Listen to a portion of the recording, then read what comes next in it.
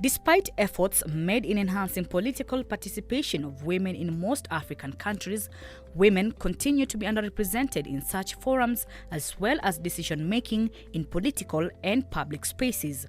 Cognizant of this matter, the Forum for African Women Educationalists FAWE, in partnership with the International Institute for Democracy and Electoral Assistance, set up the Women in Political Participation Project, WPP. The aim of which was to increase the political participation and representation of women in Africa in line with the Maputo Protocol. WPP is being implemented in 8 African countries, namely Botswana, Democratic Republic of Congo, Eswatini, Cote d'Ivoire, Kenya, Senegal, Tanzania, and Zimbabwe. With Kenya heading to a general election in August 2022, FAWE organized 2 virtual academy sessions to train and mentor young women for the purpose of next generation leadership and advancing women political participation. FAWE started her work in 1992. And at the start, it was laying the foundation that education is key. So what we have been focusing on was to make sure the girls get to school, they complete, the education cycle. But then we have to think of, okay, they have finished school, what next? We are talking about decision-making space. And if we are talking about the decision-making space, it's the right time for FAWE now to introduce the WPP program, because we realize there's more that we can do, there's more contribution that we can make as women, both for the nation and for everybody else. And that is one of the reasons why we are emphasizing now the WPP program. When we are fortunate to be in a position of leadership, we women have always got to act as a role model for the younger generation. We need to remain focused and identify ways and means to encourage other women to become leaders and also to join politics. For example, by getting them to participate in debates affecting the political direction of the country, maintaining open fora where they can express themselves freely, working with different institutions to organize training programs for these young women, and by making ourselves available. Participants in the 2 academies comprised of current female politicians, aspiring politicians, that is young women aged 18 to 35 years, student leaders, young women with disability, media practitioners, and male champions for women's rights. The participants of the WPP academies were taken through coursework that will impart them with knowledge and skills in 1. Engaging in leadership at all levels of decision-making in political and public life, developing networks of women leadership across counties in Africa. 2. To manage work-life balance and importance of self-care for women in politics. 3. Identifying the challenges faced by women in leadership and turning challenges into opportunities. 4.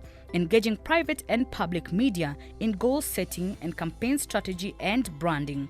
5. Describing the budget process, gender-responsive budgeting, and the role of women oversight at various levels.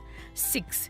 Exhibit the importance of gender mainstreaming in development and political leadership and provisions for the same in the Constitution of Kenya 2010. 7. Demonstrating the roles and responsibilities of different arms and levels of government in enhancing accountability to the public in their oversight roles. Lead Academy facilitator took the participants through the coursework and had this to share on women taking up their role in political spaces. The value that transformational leadership brings, and particularly women in politics, is just that ability to want to see things done in a different way, wanting to transform something or to change something to make it more better than they found it. And that ability also for the women who are transformational to be able to challenge the status quo.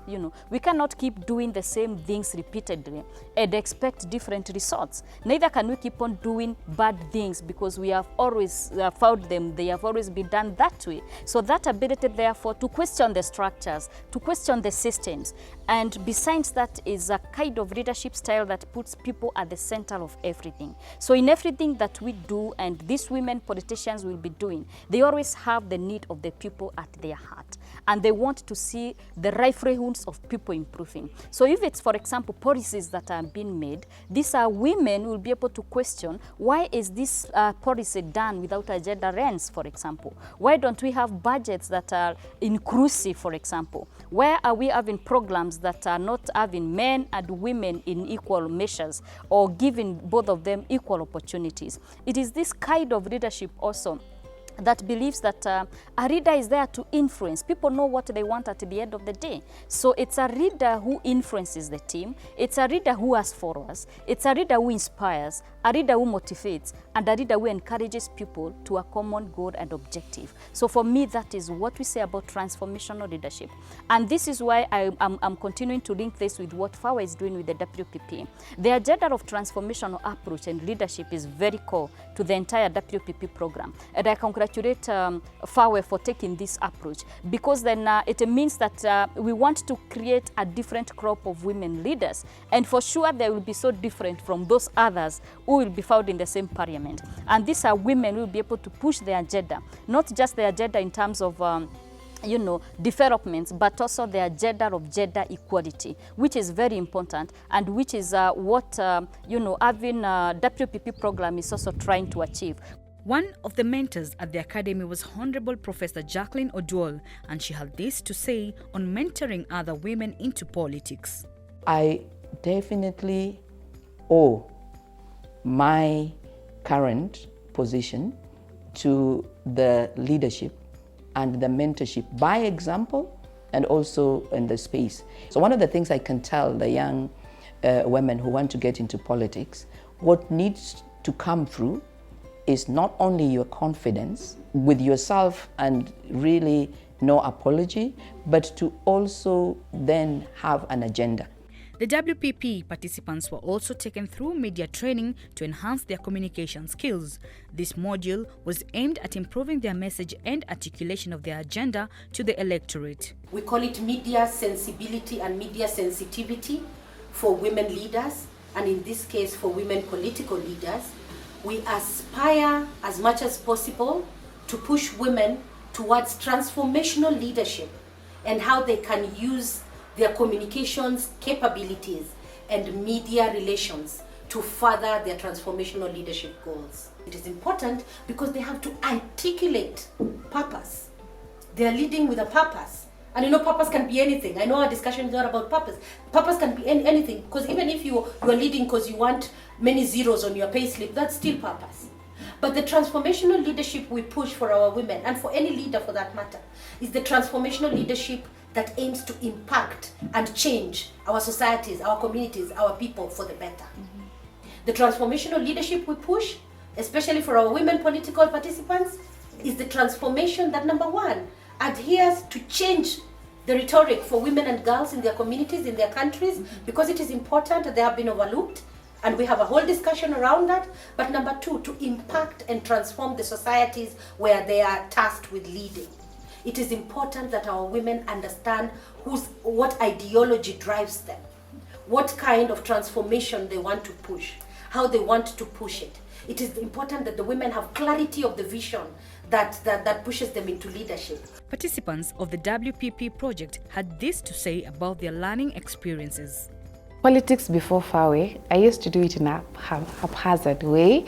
I just used to wake up today, decide, okay, tenda pale niongee na watu. Then you go there and you don't meet their expectations, right? Because I was a bit unguided. I thought communication is just about going and talking to people, but there's that form of effective communication. It is through the training that I learned about coming up with a proper strategy. One thing I remember we were taught is that when you have a strategy, stick to your plan. It has been quite effective because it has helped me maintain focus. We had the communications guy from Parliament, Mr. Modhomi. He really educated us on how to communicate. It was really something that for me, I enjoyed, and it really molded me. I've learned about how to position myself as an aspirant. I have to be visible. I have to add value to the political party. I have also to understand more on how to brand myself, and also to understand the needs of the people on the ground and the constituency that I'm coming from and also the entire nation. My experience in the academy enabled me to learn how to formulate a comprehensive election campaign budget and action plan alongside resource mobilization and fundraising strategy. We have had the lack of political goodwill, low economic empowerment, and low education and exposure as other factors leading to low representation of women in politics and leadership in general. Moving forward, we must ensure that we are able to outlaw and do away with all those negative cultural and traditional practices, including patriarchy. We must ensure that women are included in political spaces, such as political party structures. The Women in Political Participation Academies 1 and 2 had participants from different special interest groups in society, ranging from young female aspirants, women with disability, and they were also geographically diverse in terms of regions they represented. FAWE, together with its partners, want to increase participation of women in politics, decision-making positions in the community, and eliminate gender discrimination. What we like to emphasize for our women political participants is the know who you are and why you want to transform. What I see that we overlook is understanding purpose of the women who are getting into leadership, and not only women who are getting into leadership, anybody who purports to want to lead has to go down to the basics, and the basics is purpose. Why do you want to lead? What do you want to transform?